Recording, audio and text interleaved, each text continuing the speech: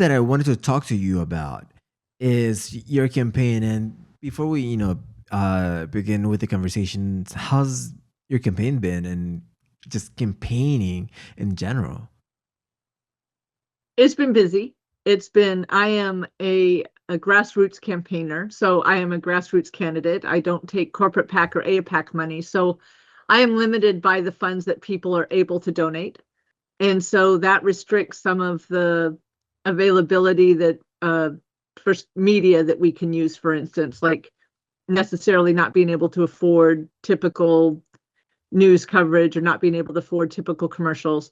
So it makes, it a little bit busier. I am boots on the ground, or I shouldn't say it, that's a military term. I am feet on the ground. I meet people where they live. I go to places where they live. I want to make sure people know me as a person. I want to make sure people see that I am actually a physical candidate so that Mhm. I can meet people and talk to people and they can ask me questions. I think that should be true of any candidate. I think that should be true of anybody who is already a representative. If Mhm. you are not going to be out front and for your constituents, then you aren't doing your job. Right. So let's get into that. Let's get into campaign finance. And one of the things that is crazy about campaign finance is you don't only have super PACs that are funded by corporations, but also by foreign governments, which I think APAC is almost certainly something like that. The thing about some PACs, and this is where it gets tricky, is that you could have a coalition and call it anything relating to like a foreign government, but as an American association, which I think almost APAC does. But the thing about that is now you could have a system that uh, Israel uses to fund money to candidates. And I think that's almost certainly what APAC is doing. Now, I don't know if I'm correct. I hope I'm wrong, but it almost seems like a loophole to get money from foreign governments in a way. So I purposely am not taking AIPAC money. I don't want a government from any other country to have that kind of influence over any candidates. Um, in order to donate to a candidate, it has to be a United States citizen, it has to be a US company, it has to be, but to your point, there are ways around it. And people will always find ways around donation or ways around swaying their politician to the way that they want the politician to vote. I need to be the representative for the people in my district. And so that's why I'm not taking corporate PAC. And that's why I'm not taking AIPAC money. I want to be able to go into Congress and vote the way that needs to help not only my district, but this country. I can't be swayed by other countries. I can't be swayed by corporations. We need to start looking at what is best for the people. As we should.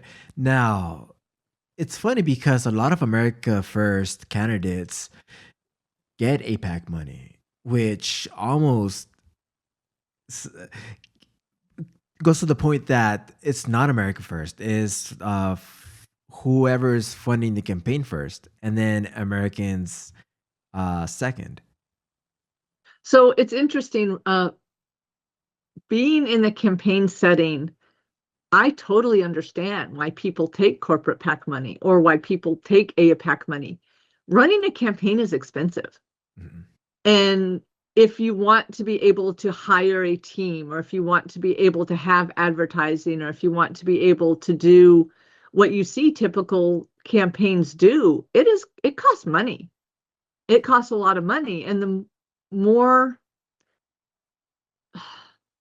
the poorer a district is, you can only, I have amazing support in my district. I do. But that doesn't mean everybody can afford to give me $1,000 or everybody can even afford to give me $10, especially in today's market. I Mhm. had a woman come up to me and say, I really want to donate to your campaign. All I can afford is $5. And I will tell you that $5 is greatly appreciated. But in saying that, I understand why people take the corporate PAC money. They need to be able to run a campaign, and they need to be able to run a competitive campaign. And it's very hard to do it with a grassroots campaign. And it's not only that, it also legitimizes your campaign if you're able to raise a lot of money. Because eh, I know I it's. find that I understand what you're saying, and Mhm, that's what a lot of in people who I'm seeking endorsements state. But you have to look at where the money's coming from, right? mhm, If a legitimate campaign is bringing in $1 million and it's from all these super PACs, are you really representing the people? And it is kind of like a catch 22. Being a totally grassroots candidate, I don't have those kinds of funds coming in. And then mhm, for people to say I'm not a legitimate, candidate, it's very frustrating because I am out every weekend. I am out meeting people. I'm out talking to people. That to me is a true candidate. mhm. And it's one of those rules that you don't really make, but they just exist because they've been Yep, around for so long. So when you have a campaign that is real grassroots and is not raising any corporate PAC money, it puts your campaign at a disadvantage. And it sucks because that takes real Americans from the campaign pool. So now you have corporate backed candidates running that have corporate interests. And exactly. Yes, and you know what happens? They don't actually benefit the people. They benefit the corporations that are funding those campaigns. yes, exactly. And that's one reason I've elected not to take corporate PAC money. Mhm. So, are you taking money from anywhere else besides just individual I will donations? I've taken money from labor unions. I've Mhm, taken money from, there are some smaller PACs I've taken money from. They're not corporate PACs. mhm, Um, and I will take money from those like small interest groups, but I will not take corporate PAC money. Like mhm, I really am in favor of labor. I have been endorsed by the AFL-CIO, and I have taken money from some labor unions. I've taken money from a lot of county Democrat groups. Um, and that's their support has been amazing. I mean, mhm, the amount of support I've gotten in this district has been amazing. It really has been. mhm. But it still is a grassroots campaign. Yeah, because that's what people really need to understand that it's expensive. It's extremely expensive to run a campaign, and at that, a successful campaign with a chance at of winning. So you do need money to run a campaign, but where is that money coming from? And if you're getting that money from labor unions, you know that it's it serves like an endorsement of what your campaign stands for. But if it's just a corporation looking for some tax cuts, then you know where your campaign stands. Absolutely. Yeah. So yeah, it's an interesting. It truly is an interesting dichotomy Mm, because you need money to run, but if you want to be grassroots, the money just doesn't come in the same level. It just doesn't. yeah, that's what's appealed or was appealing to me when Bernie Sanders ran. And I supported Bernie Sanders. And the primary reason for me supporting Bernie Sanders was his stance on campaign finance and him refusing to take money from these super PACs and just what was it, $27 on average per person that he was raising. Yeah, something like that. Yeah, Yeah, like it's crazy. that's one thing. And another thing that also appealed to me was universal healthcare. Now, I know that's something that you also support. So, what's your opinion on that? Well, the healthcare system right now is failing. When people are going in debt, when people have to either give up their health care because right now, without the ACA subsidies, some of the people's rates went up 200, 300%. There are people who were supposed to be paying 2,000 a month for ACA after the subsidies had stopped. And healthcare, interestingly, in all of what there are 33 industrialized countries in the world, and we're the only one that doesn't have universal health care. there has to be a switch. We got to have a method by which everybody is accessible to the same level of healthcare. It shouldn't just be the rich who can afford cancer treatment. It shouldn't just be the rich who can afford insulin. We need to make sure that everybody is covered. And that's because we have what it takes to cover issues. And there are people that are dying because they just can't afford to survive. And that shouldn't even be a thing in one of the best countries in the world, as we've came to acknowledge. You know, we call the US the best country in the world. But what about people that don't feel that is true because they can't even survive? And when there are certain systems in place that only the rich could afford, and healthcare being one of them, like what is it to them? Because we live in a country that is very segregated, and economically so. So those that are able to afford to survive, they don't really see anything wrong with the country at its current moment. But those that can't afford to survive see something extremely wrong happening. Yeah, exactly. It's people say that our country is divided left and right, but it's moreover divided up and down, right? Mhm. The people who are financially in the top, what, 10% versus the rest of the world, the rest of our country. And it's the separation's getting larger every day. And healthcare right now, I mean, people can go bankrupt for healthcare. If you don't have health insurance, the cost of a surgery, for instance, can run $100,000. If you're in the ICU for 3 days, $100,000. People don't have that kind of money to dish out. And if it is a chronic disease, if it is something that, for instance, cancer, I am familiar with a drug that costs $1,000 a day for the medication. That's crazy. And that's without insurance. And so if you don't have insurance, or if your insurance doesn't approve it, then you have a choice of either not taking the meds and praying that your cancer doesn't progress, or you do a med that your doctor doesn't really favor, a second level maybe med that your insurance company will cover because it's cheaper. It's just, and the people who are stuck in the middle are the people that really have no control over it. We have no control over what our insurance companies will pay. We have no control over the cost of the drugs. And basically, we are at the mercy of the system. It's everybody. Everybody is, there's nobody I know that could afford an ICU visit for 3 days, roughly what, $100,000. I knew somebody that was in for 3 days. That's what their bill was. Um, and pay it out of their pocket. I mean, even if you bring in over 200K a year, that's still, it's crazy. And Mhm. America doesn't bring in 200K a year. We don't.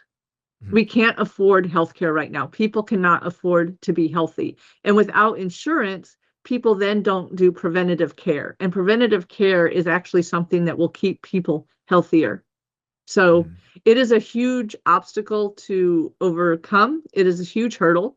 I do think we can overcome it. We have to regulate some of the costs of much of our medical care like they do in other countries. It's interesting because I listen to a lot of other politicians say Medicare for all, and they just say it like a blatant statement. And the problem is they're not giving numbers. And if you don't give the numbers of where all the funds are coming in to do it and how you're going to rearrange it, you can't just blatantly state it, right? You have to give all the numbers behind it. So right now, our country per person pays roughly 14,750 to 14,000. I saw it up to like 14,900. It depends on what on site you go to, per person per year for medical care. And that is crazy. And so then people ask to go to the Canadian system. In some cases, Canadians are waiting 30 weeks for treatment, or 30 weeks. Mhm. And whether that's for everything, if it's cancer, I would have to do more research into that to see. But then you weigh odds. But Canada has 40 million people. We have 340 million people. So it's not a system that you can just automatically change to our system. Mhm. But Canada on average pays, I believe it's like 7,300 per person. If you go to look at Germany, it's roughly 9,000 per person. So it's much more affordable. But Germany has 83 million people to our 340 million. So we have 4 times what they have. And I think that's what happens when you create a system that is incentivized from keeping people healthy. Because now you have a lot of sick people. And what happens when you have a lot of sick people? They need medical attention. And if your entire industry or business sector is incentivized from that fact that the more sick people that you have, the more money that you take in, you're going to want to have more people being sick. So looking at, so from the, because I work with cancer research and I know the physicians I work with, none of them are trying to keep people sick. Mhm. The system I look at isn't trying to keep people sick as much as it is making sure the most amount of profit can be made. Mhm. That's what I typically see. That's what I see for people. Um, and it's heartbreaking when it's people's lives who are paying the ultimate price, right? Mhm. Not being able to afford drugs, not being able to go to a specialist, insurance companies denying care, denying treatment, denying a specific drug because they want to save some money here or there. Yeah. Now, do you think there are things that you don't see? What do you mean? Because you said that working in where you work, from what you see, is that the system is not really trying to keep people sick. But do you think there are things that you don't see, that things that are hidden? Well, I think that's probably true in everything that there are always some things that you may not see. Mhm. Um, I think, I think regardless, I think profit is always the motive. Mhm.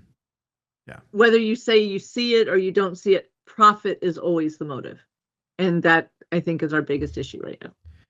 Oh yeah, and especially when it comes to insurance companies, because insurance companies is another thing. It's another layer on this healthcare system that now I don't even know the complexities, and I don't even know where to begin with the complexities of how the healthcare, the insurance industry works. But it seems that if you have layers on top of layers of people making money from keeping people uh, basically institutionalized in the healthcare system, you're going to want to have as many people in that system. And we could say the same thing about the prison system as well. That if your entire business relies on certain behaviors, you're going to want to have more of the same behaviors. We see it with the homeless problem as well. Homelessness is not because rent is expensive or real estate is just expensive overall. It's more of a issue with drug use. And if you have NGOs that make money from trying to solve the homeless issue, you're not really incentivized to end that issue. So you see it across the board with every single thing that is wrong in this country. Well, I think homelessness has many different layers. I think there are people who are homeless because rent costs are too high. Every what was it? Every time inflation goes up $100, 9% more of people become homeless. Um, so or rent goes up $100. The thing is there are many different layers. So some people are homeless because of not being able, it's not affordable in their area based on the jobs they have. Some people are definitely homeless because of drug use. Some people are homeless um, because of circumstances not in their control. So there are many different levels of homelessness, but I think I think there's methods by which we can address those. I think it's interesting. I see a lot of tent cities getting tossed. Do you know what I mean by that? Mhm. So, and that doesn't solve the problem. That doesn't help anybody who's in the tent city, who's all of their belongings now just got thrown away. In fact, I find that kind of cruel. Mhm. And all it does is it forces those people to move on. It's not a, I don't, I don't know if the system, to your point, you're saying people are trying to keep people on drugs so that the system works, or keep people in prison because of the system works, and Yeah. because the system continually funds money up. And I understand your point, Mhm. but I think there are so many different levels. I don't think it's always, I think that exists, Mhm. but I think there are also other levels that are occurring at the same time. Yeah. And so I don't think we can put everything under one blanket statement Mhm. like that.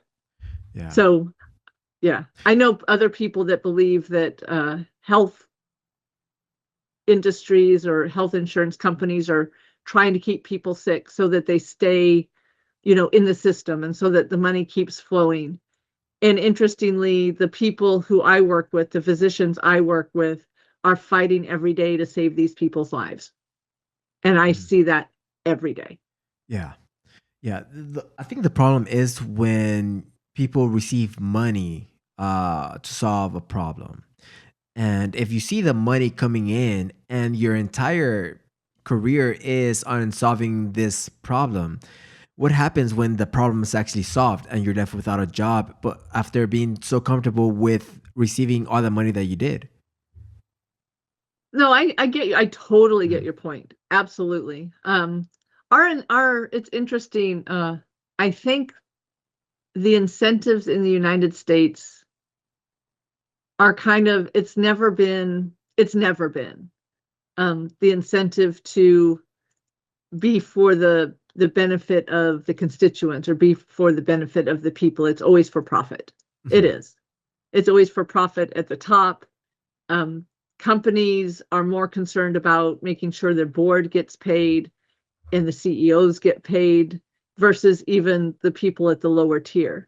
I mean, if you look at, for instance, Walmart, they have so many people, and I'd have to look at the percentages. Walmart is not isolated in this. There are many companies that do this, but Mhm. if you look at, they have so many people that they hire at a part-time position, so that they hire more people at part-time and not full-time, so that they don't have to pay full benefits. And so then those people reach out, and they want SNAP, and they want subsidized health insurance, and they want, because the company they're working for, and even if they get 3 or 4 jobs in order to make ends meet financially, all of them are going to be part-time, and they're still not going to have health insurance. Mhm. They may not have to have SNAP after that, but they're still not going to get the benefits. And so this is part of the problem of having health insurance, which started after World War II, becoming tied to a workplace. And it was an incentive to keep employees there.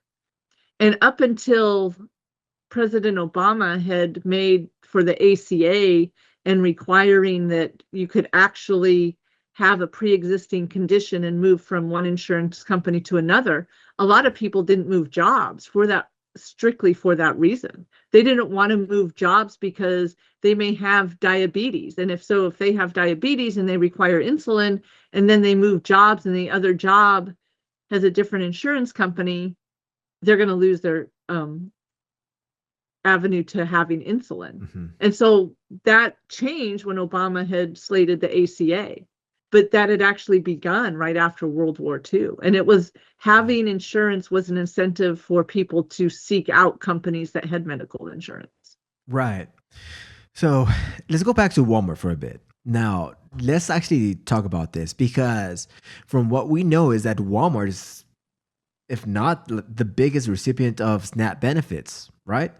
And their employees are the biggest recipients of it as well. So all that money flows back to Walmart.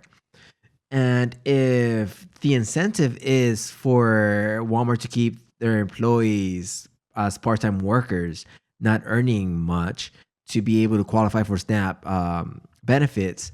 But if those funds straight to Walmart, what incentive is there for Walmart to pay their employees more so they get out of being in the SNAP program?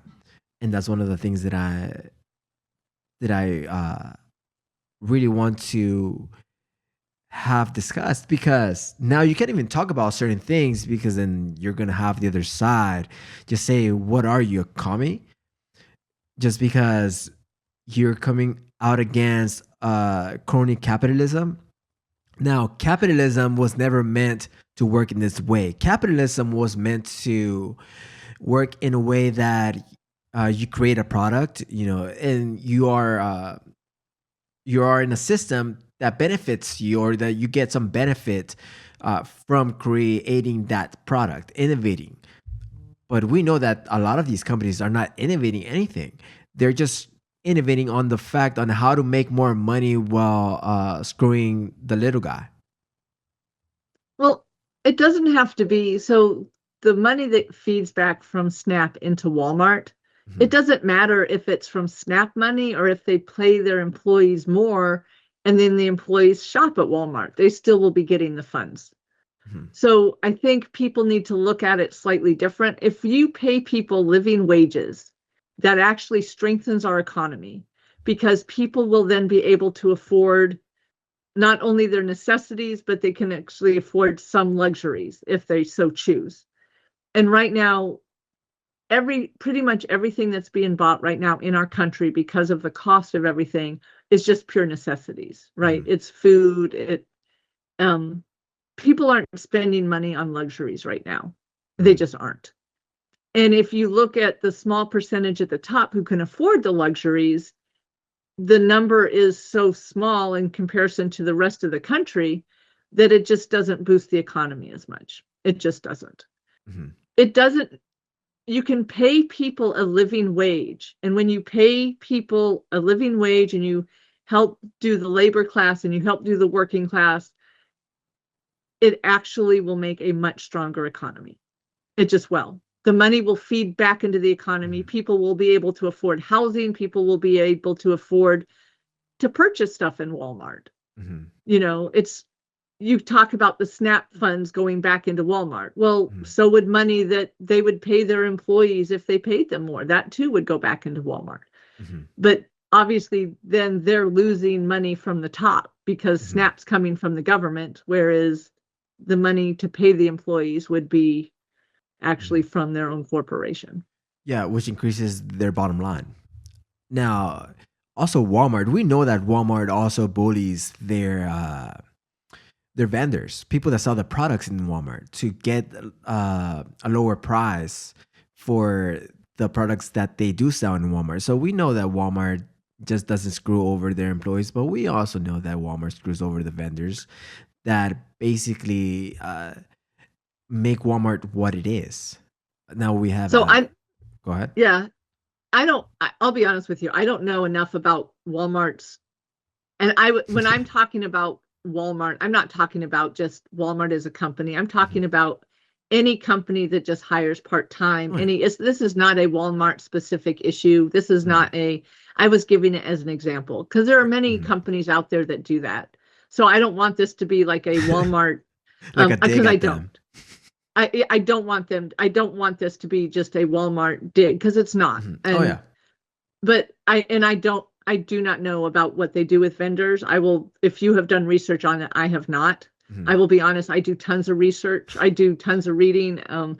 But I am not up on that. I'm just Yeah. saying that any company, Walmart included, if we can pay people a living wage, Mhm. everybody a living wage for working. And if we can actually employ people full time, that would be amazing. Mhm. But that will actually help our economy. Now, Right. that's totally separate from healthcare. Healthcare is going to have to be dealt with separately. Um, Yeah. Yeah. I just went on I don't know, tangent there, but no, I get you. It's one of those things that does happen, but one of those things that are not talked about enough, because, the I guess the point that I'm trying to make is I support capitalism. I support having systems in place because I want to have the nicest phone or the like an updated phone, like the updated tech. So I support capitalism. I actually support the fact that a lot of these companies are willing to innovate and take risks that not many people are willing to take. But the thing is that they turn a blind eye when it comes to their workers. And we need to have systems in place that also protect workers from those systems that keep them from surviving. Yeah, I mean, I agree. It's interesting because you talk about capitalism and that you want capitalism, and when you funnel all the money up top, it literally starts destroying the capitalistic ideal, right? Because nobody can afford a house. Nobody can afford, even rent is getting hard. And when you have all the money stay at the top, then all of these companies is kind of interesting. It doesn't matter which company it is, but all of these companies that have products, people are not able to afford them. And so little by little, they're destroying their own purchasers. Yeah. And they need to wake up and see, like, you can't keep all the money at the top. It's just, it never trickles down. If you Mhm. look at it this way, so say for instance, let's say you're trying to sell televisions, right? You Mhm. keep all the money at the top 3% all buy a television that they can afford, but the bottom 97% can't. So you've just lost all those sales, right? It doesn't have to be televisions, it could be any product, it doesn't matter. But Mhm. if you don't help support people in the bottom 10% and the bottom 90% and the bottom 97%, if you don't help support them, then you're literally destroying the economy, right? And the more people make, the more tax revenue the country has, the more we can invest in other infrastructure, which we truly need. I mean, we need the grid, the electric grid is freaking old. It needs to be Mhm. updated. I don't recall exactly how old it is, but it truly needs to be updated. It can't carry, especially with data centers, it can't carry as much energy as it needs. So, all of this being said, we need to have better pay for people. If we do that, that will actually increase our tax revenue for income tax, and that will help. We do need to tax corporations. We do need to have tax the rich. We need to get rid of the loopholes. Nobody should be able to avoid paying taxes. Nobody should be able to do the loopholes, and nobody should want to. Mhm. This is a country everybody lives in. Everybody should want to help support this country. Mhm. And also the oversight of where those tax dollars are going, because also I don't want to be paying into a system that funds wars that I did not vote for and I Oh, did not and support. yes, and an audit of the Department of Defense would be good. An audit that actually exists and doesn't fail. Yes, I agree. We need to have more accountability. We need to not be, we shouldn't have one person. Congress is supposed to control the purse strings, and it has not been controlling the purse strings. And that's a problem. Mhm. So, Because they've been bullied around by the executive office. yeah, exactly. Yeah. Exactly. So, So there are so many different issues just happening everywhere. And I know that we're living in really interesting times because now we're seeing everything that's going on, especially with social media now. yes, and it's interesting because so much of our mainstream news is being censored. Hmm. And I find that very concerning. Every American should. There is such a thing as freedom of speech, and that is being dismantled little by little. Hmm. I don't think a company that calls itself news should never ever be able to. Um, if you're a news station, by law, what you present should have to be fact. we need to make sure that's codified. We need to make sure, and we need to make sure that the fines for not, if you have news in anywhere in your description and what you are presenting is not fact, we need to make sure that we have not only a law that enforces that, but the punishment makes it um, uh, to where nobody would want to do it. Like the monetary punishment has to actually affect the change. And that's really complicated because then you get into the First Amendment rights. If you have a news channel that is very biased towards one side, and they try to appear as they're just not non biased, that's one thing.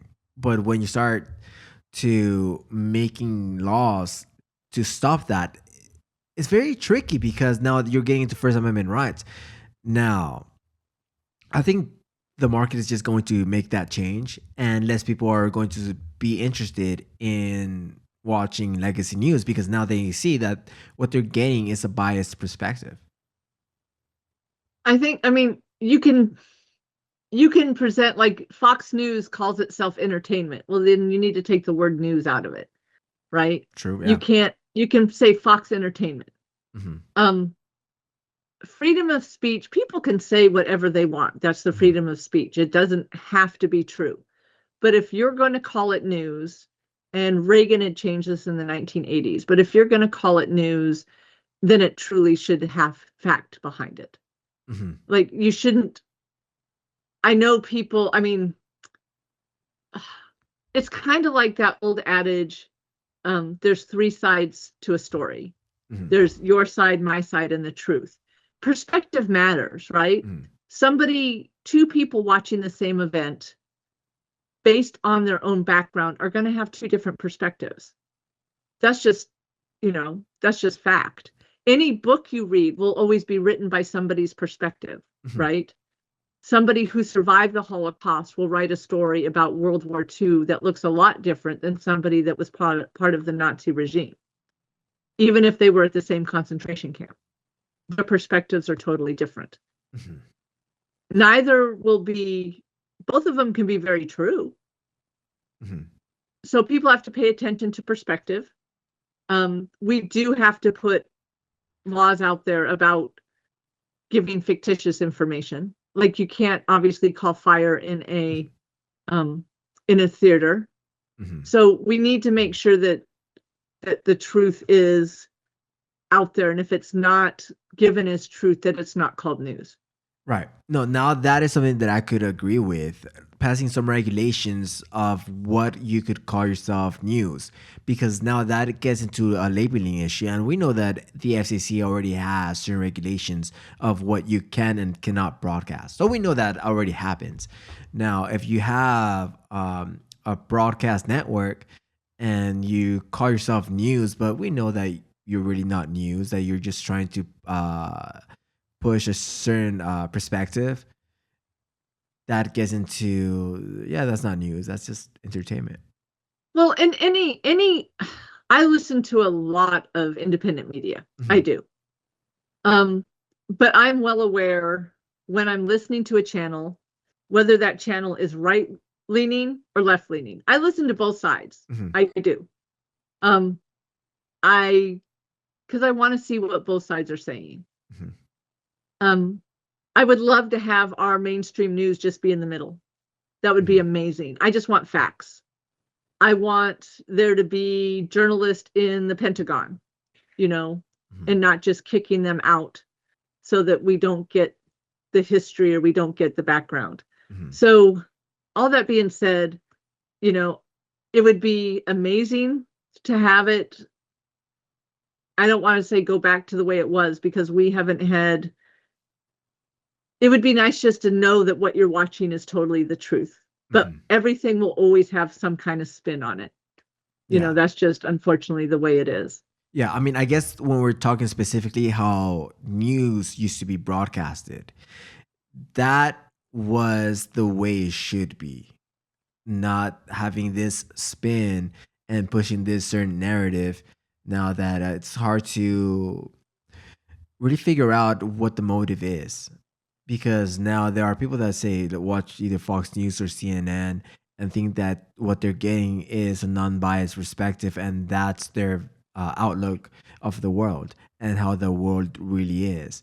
uh, Now we're getting into some dangerous territory because you have the current administration thinks that they're actually doing a good job because everything that they're getting is from an echo chamber, from this system that just supports everything the current administration is doing.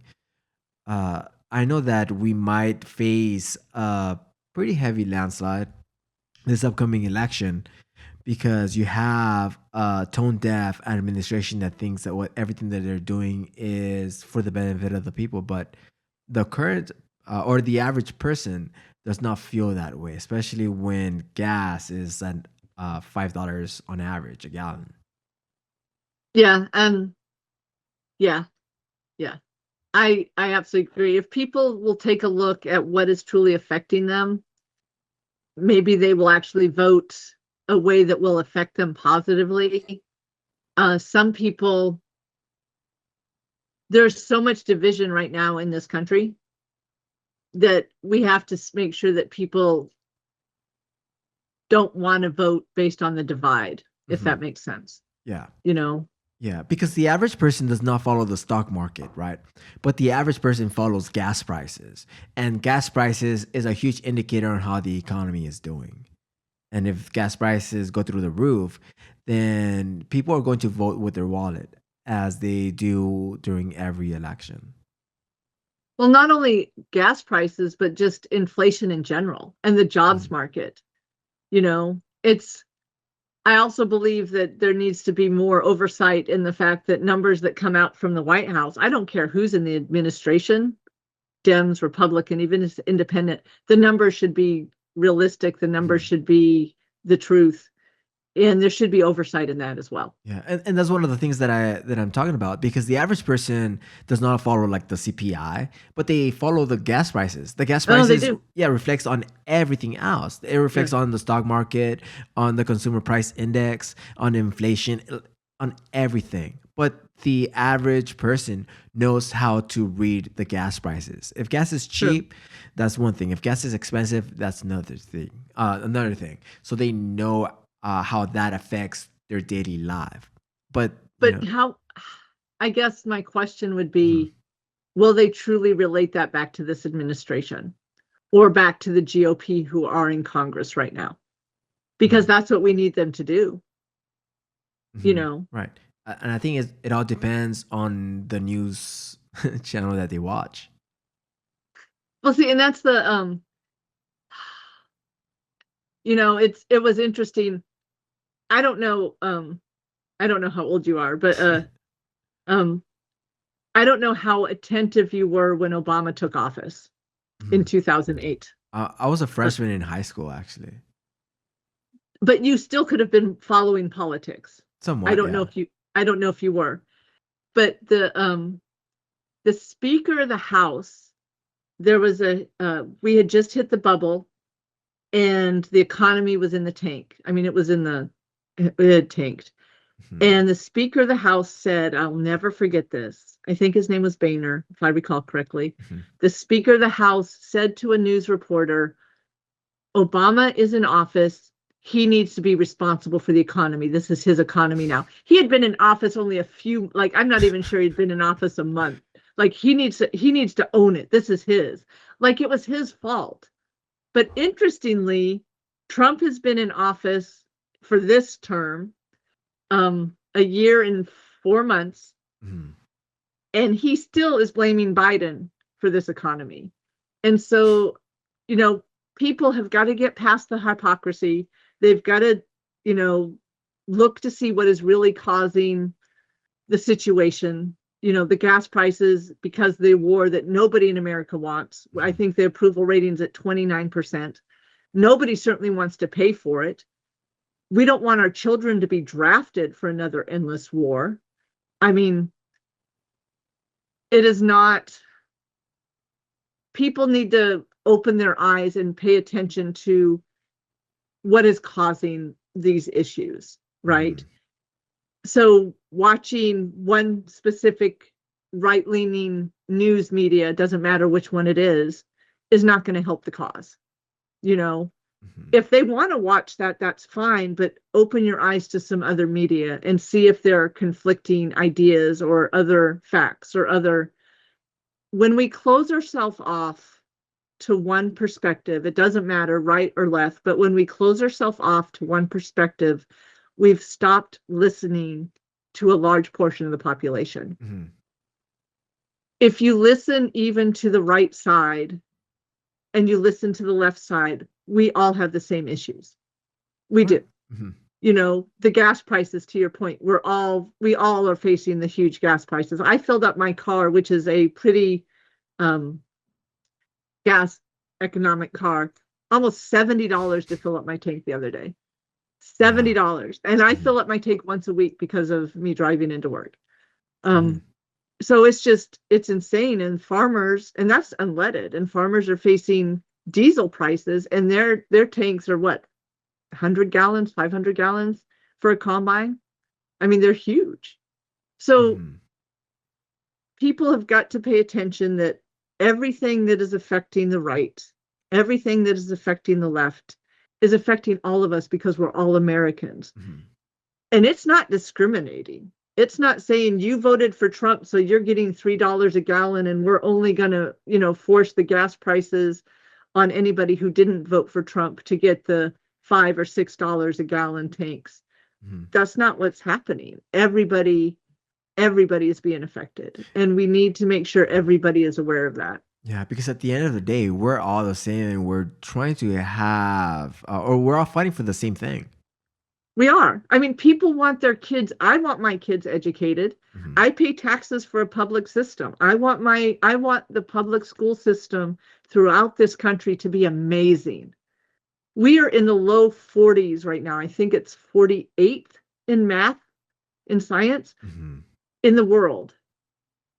That's horrible. I Yeah. mean, with all the innovation we have in this country, we should be putting everything we can into the education of our children, Mhm. the country's future. So we Yeah. need to make sure that all the kids have similar advantages, all the kids can think.